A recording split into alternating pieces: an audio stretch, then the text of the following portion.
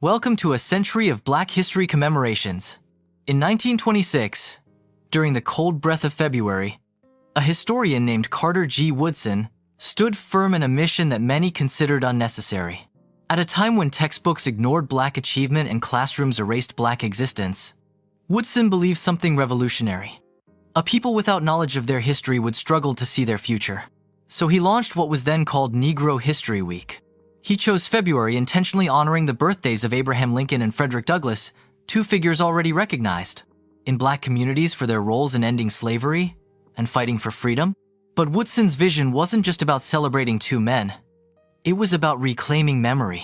In the early years, Negro History Week spread quietly through Black churches, schools, and civic organizations. Teachers created lessons from scraps of information. Families gathered to tell stories not printed in books. Organizations like the Association for the Study of Negro Life and History worked tirelessly to research and publish Black history stories that mainstream institutions refused to acknowledge. At a time when segregation laws ruled much of America, especially under Jim Crow, celebrating Black history was an act of resistance. These commemorations were not flashy. They were intentional. They were determined. And they were necessary. As the civil rights movement surged, Negro History Week gained deeper meaning. It was no longer just about remembrance, it was about momentum. When Rosa Parks refused to give up her seat, when Reverend Dr. Martin Luther King Jr. stood on the steps of the Lincoln Memorial during the March on Washington and declared, "I have a dream." When students staged sit-ins and freedom rides across the South, Negro History Week became a mirror reflecting the present struggle. College campuses began expanding the week into month-long observances. Black student unions demanded courses in African and African American history. Community celebrations included poetry readings, gospel concerts, and panel discussions about justice, pride, and identity. History was no longer hidden. It was marching in the streets. By 1976, during the United States bicentennial, something historic happened. The federal government officially recognized Black History Month. President Gerald Ford urged Americans to seize the opportunity to honor the too often neglected accomplishments of Black Americans. What began as a week had become a month. Schools across the country began incorporating Black history into February's lesson plans. Libraries built displays featuring pioneers like Madam C.J. Walker, George Washington Carver, and Harriet Tubman. But even then, critics argued that 1 month was not enough. Many activists insisted Black history wasn't separate from American history, it was foundational to it. As decades passed, Black History Month grew bigger and more visible. Television networks aired documentaries. Schools hosted assemblies. Corporations began releasing advertisements featuring Black leaders and slogans about diversity. The month became both celebration and conversation. Yet questions emerged. Was Black history being truly honored or simply packaged? Were the stories expanding or repeating the same few names every year? Still, new generations discovered new heroes. Shirley Chisholm, the first Black woman elected to Congress. Thurgood Marshall, the first Black Supreme Court Justice. Katherine Johnson, whose calculations helped send astronauts into space.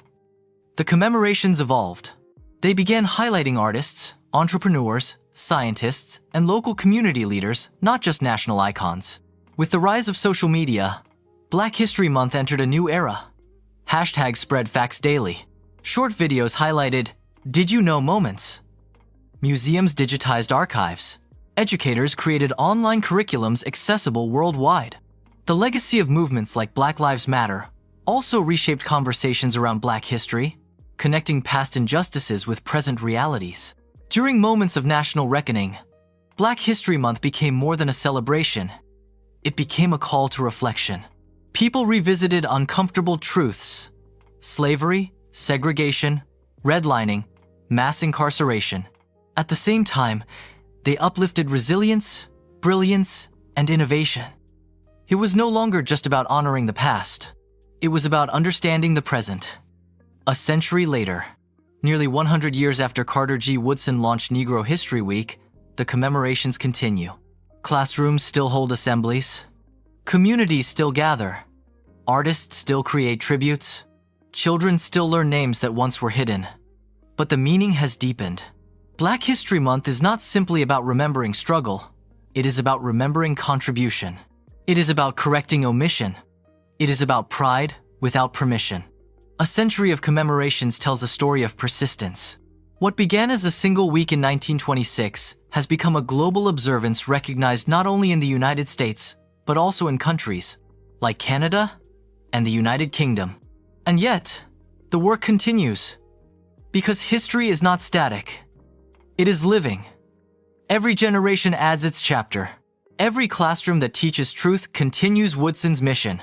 Every child who learns about inventors, artists, freedom fighters, and visionaries carries the torch forward. A century of Black history commemorations is more than dates and speeches.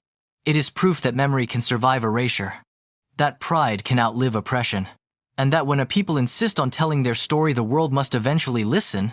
While we celebrate 100 years of Black history, let's not focus on our struggles. Instead, let's celebrate our accomplishments and each other. If you enjoyed this story, please like and subscribe. Black history stories need to be told and learned from our perspective and life experiences.